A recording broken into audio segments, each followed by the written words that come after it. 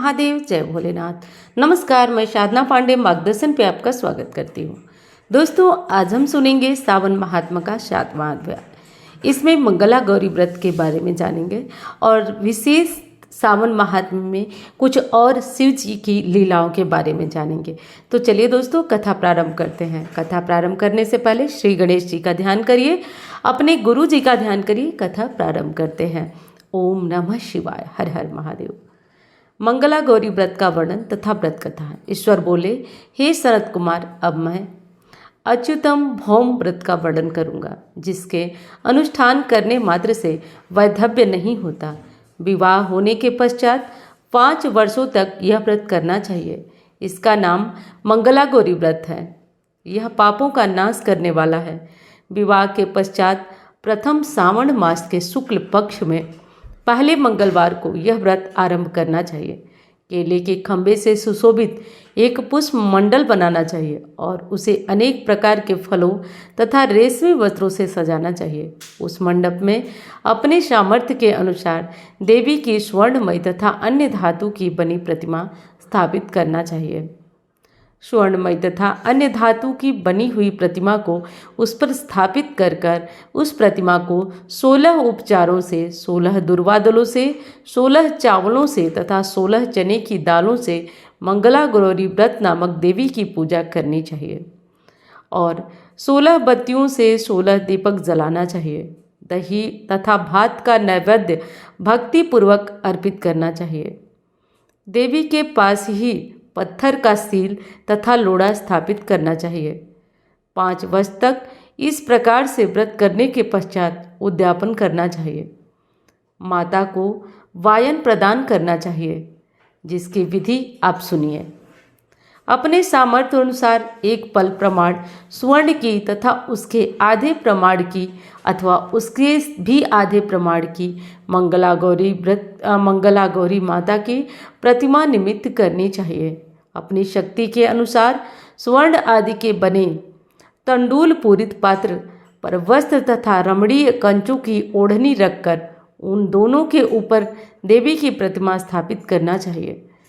पास में चांदी से निर्मित सिल तथा लोढ़ा रखकर माता को वायन प्रदान करना चाहिए। इसके बाद 16 सुवासिनों को यत्नपूर्वक भोजन कराना चाहिए।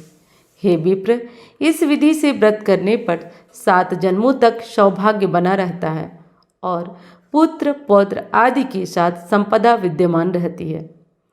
सनत कुमार बोले, सर्वप्रथम इस व्रत को किसने किया था और इसको इसका फल कैसे प्राप्त हुआ? हे शंभो, जिस तरह से आप मुझे इसके प्रति निष्ठित हो और इस तरह से कैसे यह व्रत का प्रमाण बताइए। ईश्वर बोले, हे सनत कुमार, पूर्व काल में कुरु देश में श्रुतकीर्ति नामक एक विद्वान कीर्तिशाली शत्रुओं का नाश करने वाला 64 कलाओं का ज्ञाता तथा धनुर्विद्या में कुशल राजा हुआ था। पुत्र के अतिरिक्त अन्य सभी शुभ चीजें उस राजा के पास थी। अतः वह राजा संतान के विषय में अत्यंत चिंतित हुआ और जब ध्यानपूर्वक देवी की आराधना करने लगा, तब उसकी कठोर तपस्या से देवी प्रसन्न हो गई और उससे यह वचन बोली, हे सुव्रत, वर मांगो। श्रुतकीर्ति बोला, हे देवी, यदि आप मुझ पर प्रसन्न हैं तो मुझे सुंदर पुत्र दीजिए। हे देवी, आपकी कृपा से अन्य किसी भी वस्तु का अभाव नहीं है। उसका यह वचन सुनकर पवित्र मुस्कान वाली देवी ने कहा, हे राजन, तुमने अत्यंत दुर्लभ वर मांगा है, फिर भी कृपावश मैं तुम्हें अवश्य दूंगी। किंतु हे राजेंद्र, सुनिए, यदि परम गुणी पुत्र चाहते हो तो केवल यह 16 वर्षों तक जीवित रहेगा, और यदि रूप तथा विद्या से विहीन पुत्र चाहते हो तो दीर्घजीवी होगा। देवी का यह वचन सुनकर राजा चिंतित हो उठा और अपनी पत्नी से परामर्श लेके उसने गुणवान तथा सभी लक्षणों से युक्त 16 वर्ष की आयु वाला पुत्र मांगा। तब देवी ने भक्ति संपन्न राजा से कहा, हे नृपनंदन, मेरे मंदिर के द्वार पर आम का वृक्ष है। उसका एक फल लाकर मेरी आज्ञा से अपनी भार्या को उसे भक्षण करने हेतु प्रदान करो, जिससे वह शीघ्र ही गर्भ धारण करेगी, इसमें संदेह नहीं है। राजा प्रसन्न होकर वैसा ही किया और उसकी पत्नी ने गर्भ धारण कर लिया। 10वें महीने में उसने देवतुल्य सुंदर पुत्र को जन्म दिया। सब हर्ष शोक से युक्त राजा ने बालक का जात कर्म आदि संस्कार किया और शिव का स्मरण करते हुए उसका नाम चिरायु रखा। इसके बाद पुत्र के 16 वर्ष के होने पर पत्नी सहित राजा चिंता में पड़ गए और वे विचार करने लगे कि यह पुत्र बड़े संकट से प्राप्त हुआ है और मैं इसकी दुखद मृत्यु अपने ही सामने कैसे देख सकूंगा। ऐसा विचार करके राजा ने पुत्र को अपने मामा के साथ काशी भेज दिया। प्रस्थान के समय राजा की पत्नी ने अपने भाई से कहा कि कार्पटिक का वेश धारण करके आप मेरे पुत्र को काशी ले जाइए। मैंने भगवान मृत्युंजय से पूर्व में पुत्र के लिए प्रार्थना की थी और कहा था कि हे विश्वेश्वर, आप जगतपति की यात्रा के लिए मैं उस पुत्र को अवश्य भेजूंगी, अतः आप मेरे पुत्र को आज ही ले जाइए और सावधानी पूर्वक इसकी रक्षा कीजिए। अपनी बहन की यह बात सुनकर भांजे के साथ वह चल पड़ा। कई दिनों तक चलते चलते वह आनंद नामक नगर में पहुंचा। वहां सभी प्रकार की समृद्धियों से संपन्न वीरसेन नाम राजा रहता था। उस राजा की एक सर्वलक्षण संपन्न युवावस्था प्राप्त मनोहर तथा रूप लावण्यमयी मंगला गौरी नामक कन्या थी। सभी उपमानों को तुच्छ करके सौंदर्य अभिवृद्धि को प्राप्त कर वह कन्या किसी समय सखियों के साथ नगर के उपवन में क्रीड़ा करने के लिए गई हुई थी। उसी समय वह चिरायु तथा उसके मामा वे दोनों ही वहां पहुंच गए और उन कन्याओं को देखने की लालसा से वहीं विश्राम करने लगे। इसी बीच विनोदपूर्वक क्रीड़ा करती हुई उन कन्याओं में से एक कन्या ने कुपित होकर राजकुमारी को डांटा। यह कुवचन कह दिया। तब उस अशुभ वचन को सुनकर राजकुमारी ने कहा, तुम अनुचित बात क्यों बोल रही हो? मेरे कुल में तो इस प्रकार की कोई नहीं है। मंगला गौरी की कृपा से तथा उनके व्रत के प्रभाव से विवाह के समय जिसके सर पर मेरे हाथ से अक्षत पड़ेंगे, हे सखी, वह यदि अल्प आयु वाला होगा तो भी चिरंजीवी हो जाएगा। इसके बाद वह सभी कन्याएं अपने घर चली गई। उसी दिन राजकुमारी का विवाह था। बाहिक देश के दृढ़धर्मा नामक राजा ने सिकेत नामक वाले पुत्र के साथ उसका विवाह निश्चित कर दिया। वह सिकेतु विद्याविहीन, कुरूप तथा बहरा था। वह सुकेतु के साथ आए हुए उन लोगों ने विचार किया कि इस समय कोई दूसरा श्रेष्ठ वर ले जाना चाहिए और विवाह संपन्न हो जाने के बाद वहां सिकेतु पहुंच जाएगा।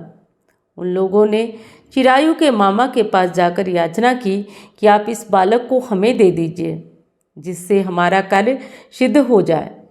इस पृथ्वी पर परोपकार के समान दूसरा कोई धर्म नहीं है। उनकी बात सुनकर चिरायु के मामा ने उन्हें साथ दे जाने की अनुमति दे दी, क्योंकि इससे उपवन में पहले ही कन्या मंगला गौरी की बात सुन ली थी। फिर भी उसने एक बार कहा कि आप लोग इसे किस लिए मांग रहे हैं? कार्य की सिद्धि हेतु वस्त्र अलंकार आदि मांगे जाते हैं, वर तो कहीं भी नहीं मांगा जाता है, तथा आप लोगों का सम्मान रखने के लिए मैं इसे दे रहा हूँ। इसके बाद चिरायु को वहाँ ले जाकर उन लोगों ने विवाह संपन्न कराया।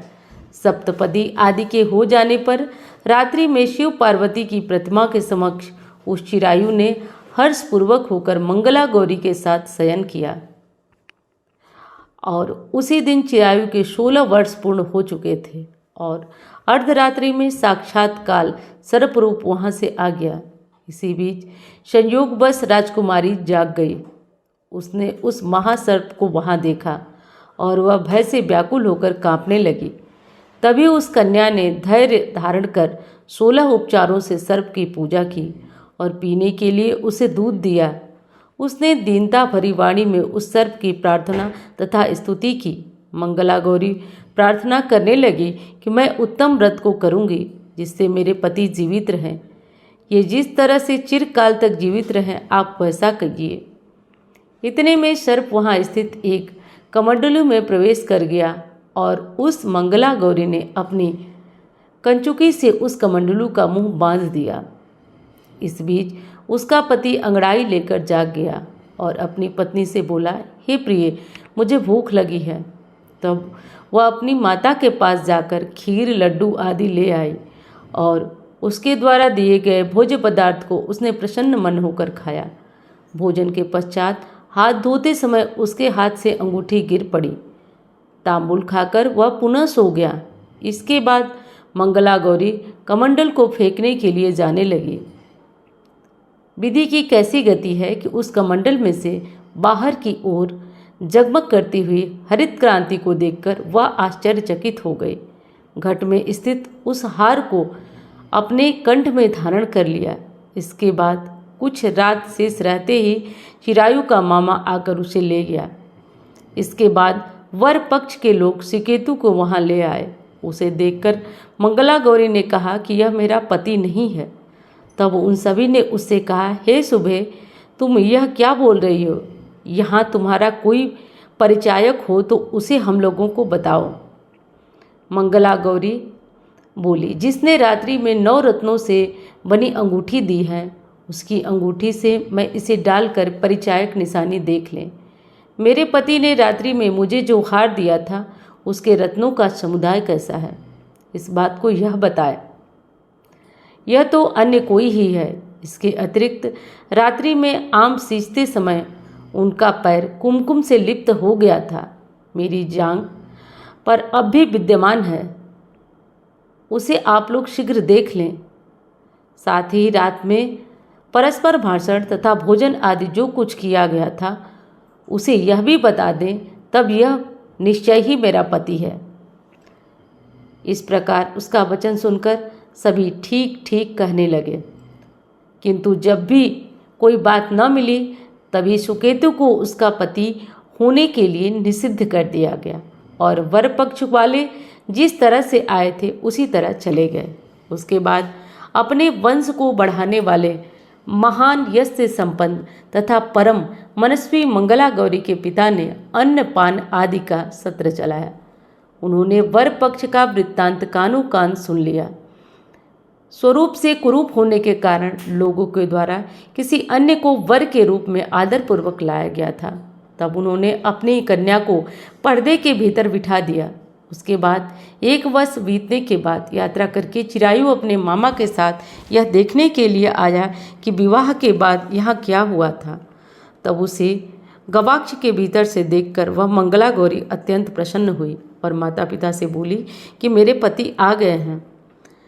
राजा ने अपने सुजनों को बुलाकर पूर्व में कहे गए सभी परिचायकों को निशानी देकर मंद मुस्कान वाली अपनी कन्या को चिरायु को सौंप दी।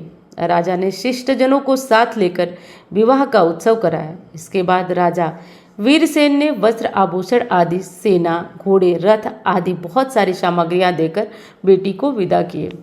उसके बाद कुल को आनंदित करने वाला वह चिरायु पत्नी तथा मामा के साथ लेकर सेना के साथ अपने नगर पहुंचा।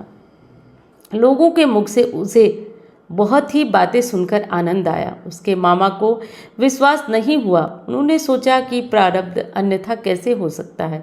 इतने में वह अपने माता पिता के पास आ गया और स्नेह से परिपूर्ण वह चिरायु भक्ति पूर्वक उनके चरणों में गिर पड़ा। तब उसने पुत्र का मस्तक सूंघकर उन दोनों ने परम आनंद प्राप्त किया।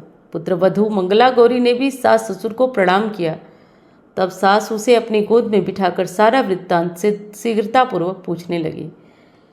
हे महामुने, तब पुत्रवधू ने भी मंगला गौरी के उत्तम व्रत का महात्म कहा तथा जो कुछ घटित हुआ वह सब वृत्तांत सुनाया। हे सनत कुमारों, मैंने आपसे इस मंगला गौरी व्रत का वर्णन किया। जो कोई भी इसका श्रवण करता है तथा जो इस पाठ को कहता है और जो भक्त प्रेम पूर्वक इसका श्रवण करता है उसके सभी मनोरथ पूर्ण हो जाते हैं, इसमें संदेह नहीं है। सूत जी बोले, हे ऋषियों, इस प्रकार शिव जी ने सनत कुमार को यह मंगला गौरी व्रत बताया और उन्होंने सभी कार्यों को पूर्ण करने वाले इस व्रत को सुनकर महान आनंद प्राप्त किया। इस प्रकार स्कंद पुराण के अंतर्गत ईश्वर सनत कुमार संवाद में श्रावण मास महात्म्य में मंगला गौरी व्रत कथन नामक 7वां अध्याय पूर्ण हुआ। दोस्तों, उम्मीद करती हूँ कि कथा आपको बहुत अच्छी लगी होगी। ध्यान रखिए, कथाओं को आप प्रतिदिन सुना करिए। ध्यान रहे, कथाओं को प्रतिदिन सुनिए और कथा को लाइक करना मत भूलिएगा। और वीडियो अच्छी लगे तो आप इसे दूसरों के साथ शेयर कर सकते हैं, क्योंकि कोई भी ज्ञान हम खुद जानते हैं और इसे दूसरों के साथ शेयर करते हैं तो इससे जीवन में परम आनंद की प्राप्ति होती है। मंगला गौरी का यह अध्याय सुनने से अखंड सौभाग्य की प्राप्ति होती है। हर हर महादेव, जय भोलेनाथ। कमेंट बॉक्स में हर हर महादेव लिख दीजिएगा। धन्यवाद।